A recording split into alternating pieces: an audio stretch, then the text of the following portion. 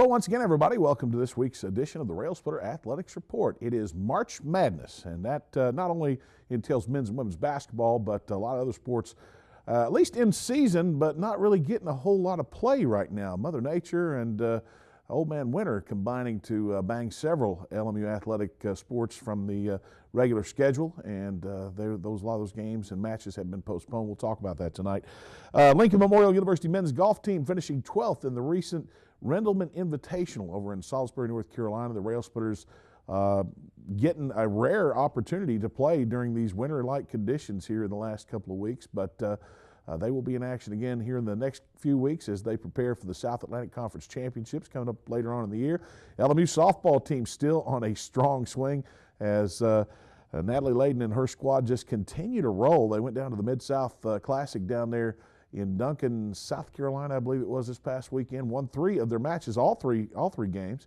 They were scheduled for 5, but really made a clean run, and they are on some kind of winning streak. I think they won 15 out of their last 17 games. So congratulations to the Lady Railsplitter softball team. And the LMU baseball team lost its first SAC series this past weekend when they lost at home on the Lamar Hennon Field to the likes of, I believe it was Mars Hill College. We'll talk about that a little bit later on. Chris Cottrell is our guest tonight from the LMU men's basketball program. We'll take a timeout and we'll be back with LMU basketball.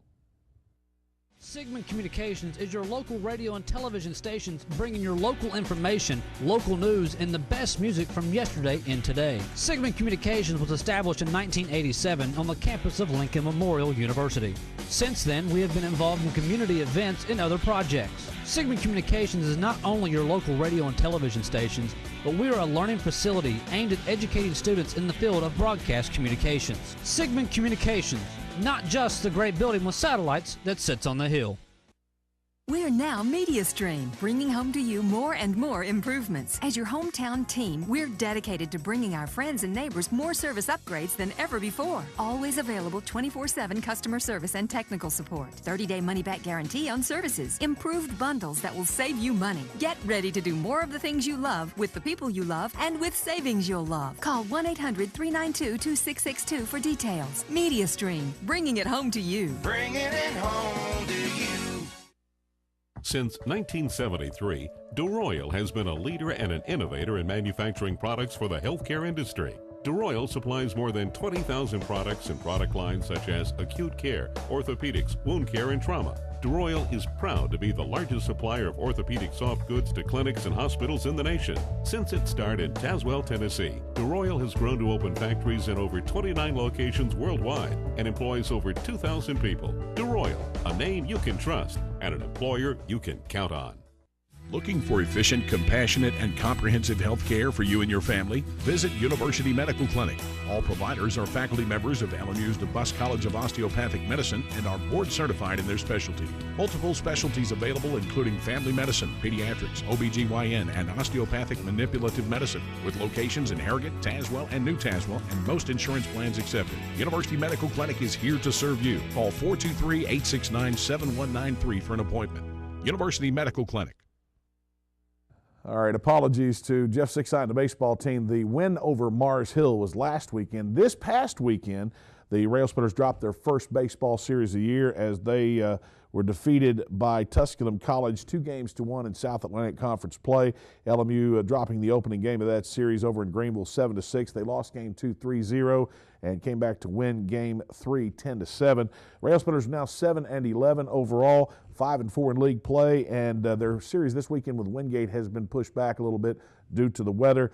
They had a game this week as well with Shorter that was postponed and could possibly be pushed back even further or not rescheduled. Turning to women's basketball, the Lady Railsplitter basketball team closed out the 2012-2013 season on Wednesday night when they traveled down to Anderson, South Carolina as the number 8 seed in the 2013 South Atlantic Conference Women's Basketball Tournament. LMU, of course, playing the number 1 seed Anderson Trojans, and the first half went quite well for the Lady Railsplitters as LMU went to the locker room down 8. Second half, not the case. LMU wound up losing that one 76-46. It was a tough loss for Roger Hodge and his team. They dropped their last 4 consecutive games and finished 14-15 on the year. They'll graduate 3 seniors as they close out the 2012-2013 schedule. Turning to men's basketball, the Lincoln Memorial University Railsplitters ranked number 11 nationally, number 1 in the latest NCAA Southeast Region poll, and number 1 in the South Atlantic Conference tournament, took on the Tusculum College Pioneers on Wednesday night. The Railsplitters, the number 1 seed, again Tusculum, the number 8 seed. LMU having their way with the Pioneers in the third meeting of the year, winning 82-53. 3 players from Lincoln Memorial found double figures. Senior Cam Carden led the way with 17 points, while Jake Troyley put in 16, 12 points from Vincent Bailey. The Railsplitters were led on the boards by senior Dustin Craig, who grabbed 10 rebounds. After the game, we had the opportunity to talk with Cam Carden about the Railsplitters game with Tusculum College. Yeah, the key was to keep Addison Flynn out of the free throw area, because that's his best part of his game is pulling up off a ball screen, and we had to make sure we had a hand in his face and in him the whole time. And yeah, Spinks, we had to double him, and the big part was rotating out and making sure we got to Flynn, because we're dropping into the other big man. And Jumper's a physical kid. He's going to be really good when he gets to senior. He's only a freshman. I think he's a freshman of the year this year. He's a strong kid, and as he develops more, he's going to be a good player in this conference. The Railsplitters, now 23-4 overall, advanced to the semifinals of the 2013 SAC men's basketball tournament in Greenville, South Carolina on Saturday. That'll be a 5:30 tip, and again, representing the number 1 seed, the Railsplitters will take on arch rival Carson Newman University. That is the number 4 seed in the tournament, as they were victorious over Lenore Ryan on Wednesday night. The Railsplitters and the Eagles have a rivalry that dates back as far as 1923, according to current records, and they'll square up and lace them up for the 3rd time this year in interconference play. We talked with Josh Schertz after the win on Wednesday night over Tusculum, and he was very pleased with his team's performance. Good job of handling what's in front of us, and you know, I talked to my staff in the locker room before the game, and they said our warm-up was terrible, so I wasn't too thrilled about that. Said energy was bad, and you know, and then we came out. I thought we played with really good energy. I think we're playing our best basketball. This is the time of year to start playing your best basketball. You know, and guys are playing together, being more aggressive. I thought we did some really good things early, and then I thought you know, we went through a little lull, but not much. And when it went from 31 back to about 22, I thought we hit a little lull there, but then we were able to step back on the gas pedal and move it back out, and made shots. Guys played well together, and you know, it was a good performance across the board, like we talked about. You know, I mean, we got great performance from Tim and just various guys on the bench. You know, Dustin was great, obviously. Tristan was good. I mean, even KP, Jaros, everybody came in, gave us something. And then obviously in the starting lineup, you know, Zoe and Chance were solid. Cam, I thought, played another, you know, terrific game. And then Jake and Vinny were solid. So across the board, we're playing our best basketball now. I think it's time to, you know, it's the time to do it, obviously. And now can we kind of sustain it going into Greenville? And it's going to be like a regional semifinal down there when you look at the quality of team that's going to be headed to Greenville. When you look at likely, you know, I mean, Wingate, Anderson, us, and Newman, the top 4 seeds, heading down to Greenville and getting after one another.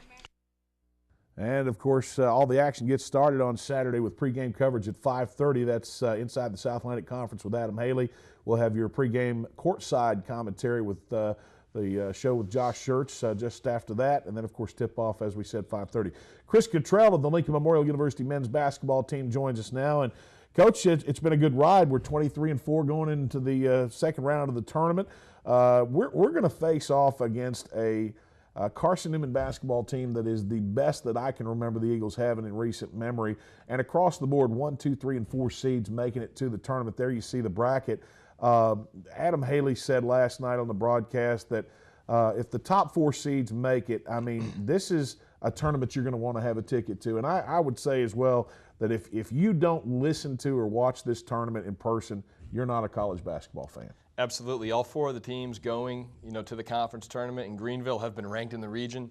All 4 teams, you know, are really good, really good. You know, Wingate's played us tough every game so far this year on the other side of the bracket, and then Carson Newman, we've played well against them, but they have the player of the year in the conference, and Antoine Davis. Well, yeah, when we were looking at that bracket a minute ago, you see LMU and Carson Newman squaring off at 5:30. At 8 o'clock, it's Wingate and Anderson, the 3 and 2 seeds.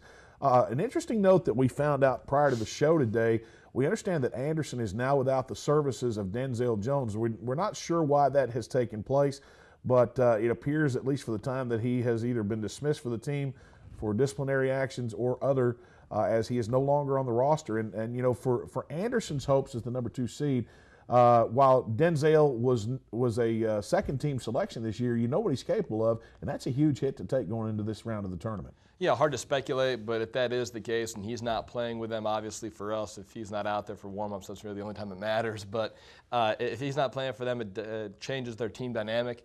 I think it, you know, he's a really good player, really good competitor. Not sure what happened, what the deal is, but it does change the dynamic, and it opens up some different doors for Wingate and for LMU if we were to advance. Let's talk about some other things with the basketball program, Coach. I mean, this LMU basketball team is one that many of these guys have been together for a long time. I mean, you got a lot of seniors on this squad that have been together for 4 years now, and guys like Vincent Bailey and Chance Jones, they've been here for 3 years. But when you look at their overall attitude, I mean, you as the assistant coach, you as the second assistant last year, you dealt with these guys probably more closely on a daily basis than Josh Schertz does. Now, that said, in the first half against Wingate, Wally Jones goes down with a knee injury. Turns out that it ends his career and ends his season here. And, you know, in talking with Cam Carden last night, he said that in the locker room, it's never even been discussed that they win this for the team. They're all wanting to win it for Wally Jones. I think that says a lot about the closeness of this team. Yeah, I think this team is extremely close. This team has 2 things going for it right now that teams that are successful in the postseason have going, you know, they want to play for each other, they're playing for one another, and they want to keep playing together. That, you know, they do want to win for Wally. Our hearts go out to Wally and his family. Just a super kid, been here 4 years, and you feel awful for him. But the way we've had guys come in and step up, it's a tribute to him and what he's done in his 4 years and how close our team is to really becoming special. Take nothing away from C.J. Wakely. He was a vital part of this team's success when he was playing early in the year. But C.J. is a sophomore. Wally Jones has been just the heart and soul of this team for the last 4 years. He and Cam Carden kind of like the glue that holds it all together. You're not going to see them in the postseason accolades as all-conference performers, but in reality, they are so important to the success of this team and what they do. And to see Wally, probably, as I've said many, many times, the nicest young man that I've ever met in my entire life, go down the way he did for the second consecutive year, and this one ends his career, just heartbreaking. Coach, you've got a team that is basically in groundbreaking waters here. I mean, or in new waters, if you will. They have rivaled the team of 2 years ago in the things that they're accomplishing. Now they've got still a ways to go, but you look at where the ceiling is of what they could do, and I think it's much higher than what we saw 2 years ago. Absolutely. I think our ceiling is sky high. I think we've got a chance, you know, to have a special season. We had a great season so far, and special seasons come when you play well in the postseason. That's what we've got to concentrate on now, is continuing to play well, continuing to improve, and then peak at the right time. All right. We're going to take a brief time out. When we come back, we're going to talk more with Coach Cottrell about the NABC poll. We're number 11 this week in that poll. Of course, we're going to take a look at the region standings. We don't have the NABC poll, I don't believe, on tap. But we're going to talk about this weekend's tournament and the action with Carson Newman on Saturday, as well as what we hope to be in is the championship game on Sunday. Back after this. I will help families adopt children from around the world and in our own backyard.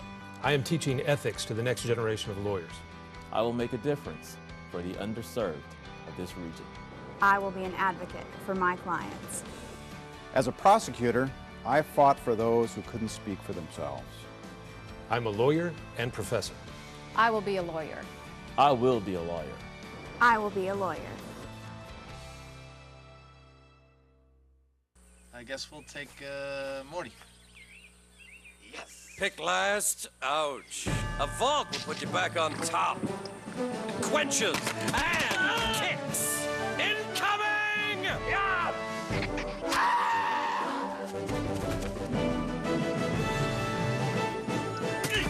You're a super soda mercenary! Vault! Drinks like a soda, kicks like an energy drink. Get to it! History comes alive at the Abraham Lincoln Library and Museum on the campus of Lincoln Memorial University in Harrogate, Tennessee. Located 60 miles north of Knoxville and 5 minutes from the entrance of Cumberland Gap National Historic Park, the museum is home of one of the largest privately held Lincoln collections in the country. A place to learn and play. My museum includes active exhibits, as well as special events and educational programs. For more information, go to www.lmunet.edu. We represent the Coke brand. We would like to sue Coca-Cola Zero. Would you say that we have a case? For what? For taste infringement. We want to just sue them back to the Stone Age to send a message that they're tampering with really the flagship of the company. It's one company. It's like you suing yourself. Yeah, but they're on a different part of our floor. Da, da, da, da, da.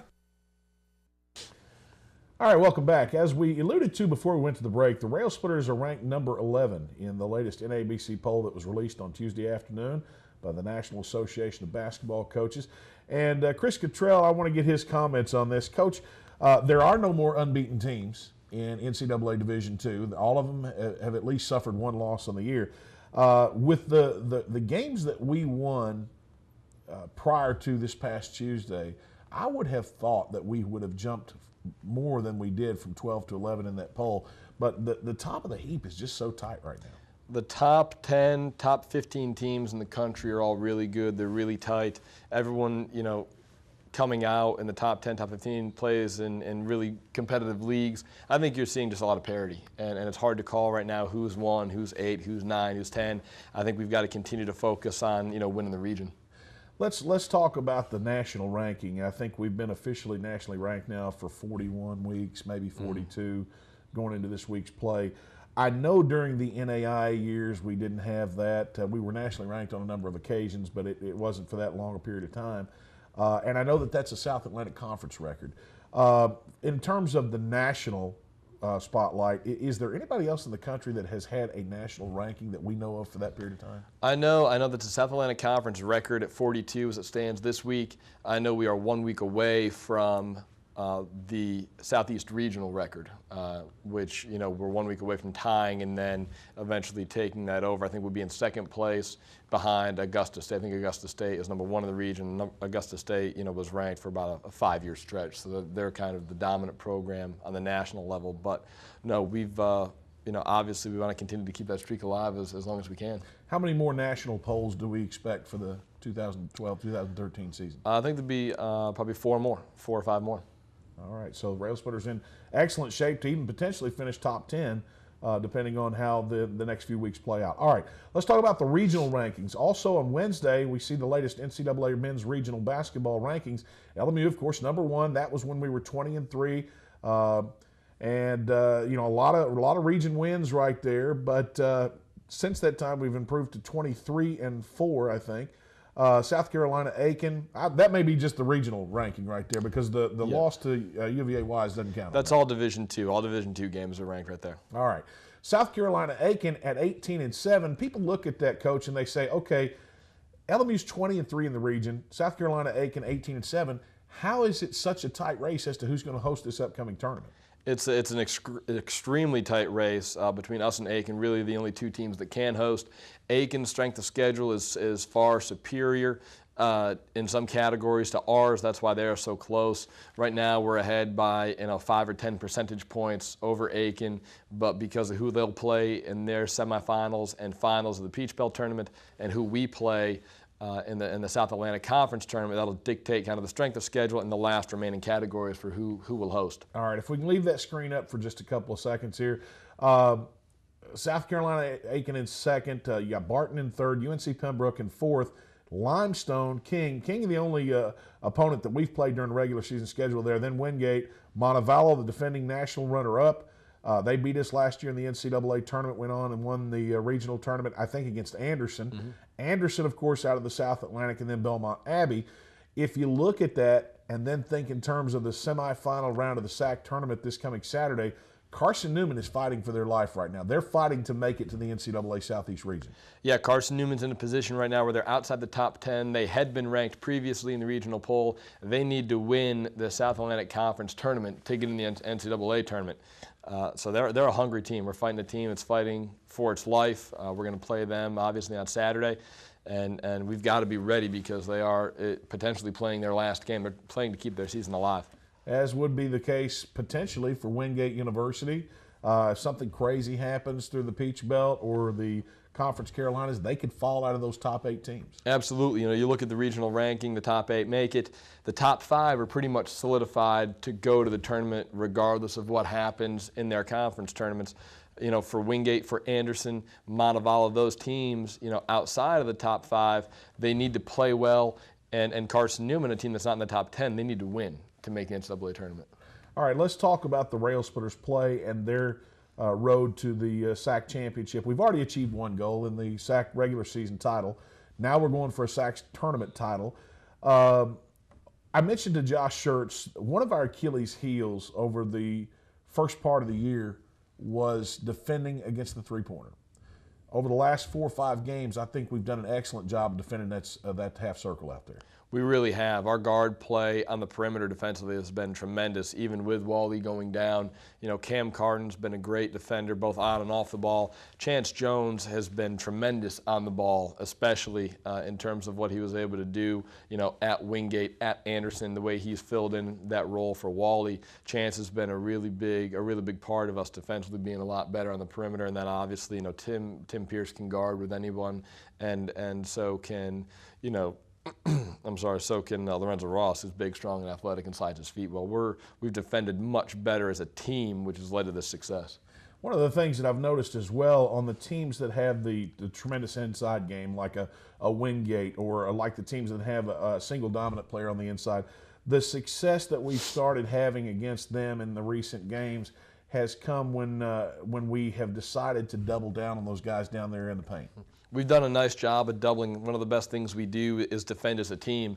And, you know, a guy like Neil Spinks last night against Tusculum, we had to go in and double. Guys like Odell Turner, guys like Deion Turman from Wingate, you got to go in, you got to double it and get the ball out of their hands, force those teams who don't shoot it well to shoot it from the perimeter. And we've defended the 3 very well recently. We'll take our chances with teams living and dying out there. Carson Newman, of course, a team that has tremendous three-point shooting. You got Ishmael Sanders, and then, of course, the Player of the Year in Antoine Davis. Chuck Benson taking the Coach of the Year honors, and I know that there were a lot of coaches that were kind of scratched their head on that, but he did do a great job with the Eagles this year. Absolutely, they finished 4th. You know, they had a really good team. They had the Player of the Year in the league in Antoine, and they have, I think, probably one of the best guards in the league in Ish Sanders. And, you know, certainly Carson Brooks has been a really good freshman for them. Henniger's been a really good post player coming in as a transfer, and they've got a very good team. He's done a nice job.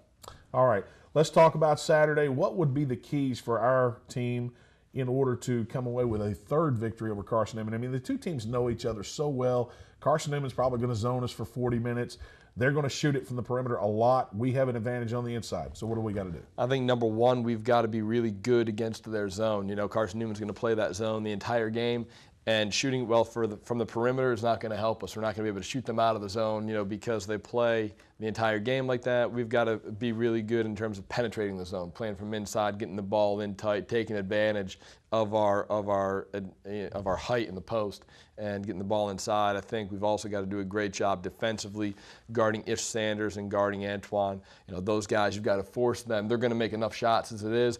They've got to take every shot, and it's got to be contested. We've got to do a great job on them.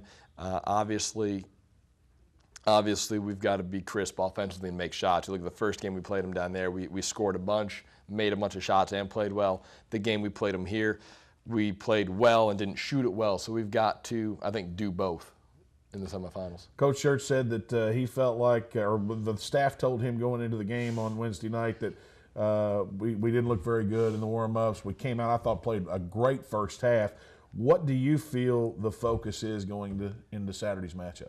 I hope the focus is really good, and I hope we're ready to play. Whether we're ready to play in warm-ups or not, I obviously am not a good judge, but we didn't look great in warm-ups, so we came out. I think right now this team is loose. I think our team is loose. They're playing confidently, and they understand kind of the work that we've put in throughout the year is now translating into being fresh for the tournament, and it's translating into really crisp offensive and defensive play. So if we're loose, then I guess we're ready to go, even if we don't look ready in warm-ups. Well, Jake Troyley looked good in the first half and second half against Tusculum on Wednesday night. We know that he's had a good effort against Carson Newman. Down in Jefferson City, he was as good as I've seen him all year. You know, we've seen the LMU guards, all of them at some point in the year, produced big time with big numbers, and that's right down from Tim Pierce to Cam Carden to Chance Jones.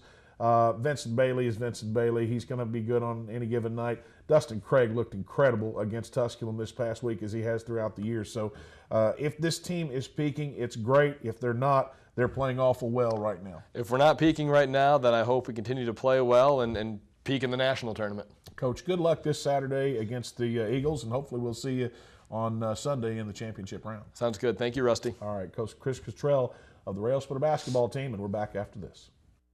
Nestled at the foot of the Cumberland Gap, Lincoln Memorial University honors the vision and spirit of Abraham Lincoln. Lincoln's values are perfectly in sync with the modern educational experience at LMU. Our students find personal attention is a way of life and a way to success. If Lincoln Memorial University fits your vision of college, visit our website at lmunet.edu for more information. Sigmund Communications is your local radio and television stations bringing your local information, local news, and the best music from yesterday and today. Sigmund Communications was established in 1987 on the campus of Lincoln Memorial University. Since then, we have been involved in community events and other projects. Sigmund Communications is not only your local radio and television stations, but we are a learning facility aimed at educating students in the field of broadcast communications. Sigmund Communications, not just the great building with satellites that sits on the hill. We're now MediaStream, bringing home to you more and more improvements. As your hometown team, we're dedicated to bringing our friends and neighbors more service upgrades than ever before. Always available 24/7 customer service and technical support. 30-day money-back guarantee on services. Improved bundles that will save you money. Get ready to do more of the things you love with the people you love and with savings you'll love. Call 1-800-392-2662 for details. MediaStream, bringing it home to you. Bringing it home to you.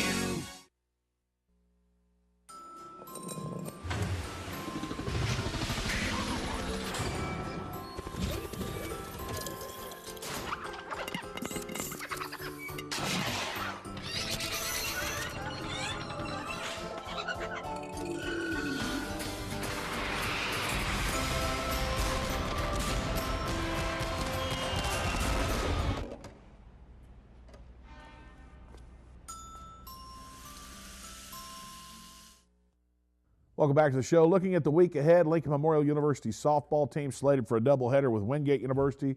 That'll be at home on the Dorothy Neely Field. That'll be a 1 o'clock start on March 9th. And for the LMU baseball team, well, they too will play against Wingate, but that was originally supposed to get started on at 4 p.m. on Friday. That, I think, has now been pushed back to Saturday, Sunday due to the weather, and that is a 3-game set. The Railsplitters also slated with a doubleheader against Philadelphia this week, as well as Newberry the next weekend. And the LMU cross-country teams did well at the recent Power Sox Invitational. Sofia Lopez-Miamendi leading the way for the Lady Railsplitters in the 5,000-meter race with a time of 20:12:06. Haley Dottie also competed, finishing with 20:51:20. For the Railsplitters, it was Shane Kurtzinger with the best time as he finished inside the top 34, 16:05:79. And then, of course, Bradley Maldonado went in 24th place in the 5,000-meter event. That's all the time we have. Until next week, good night, everybody.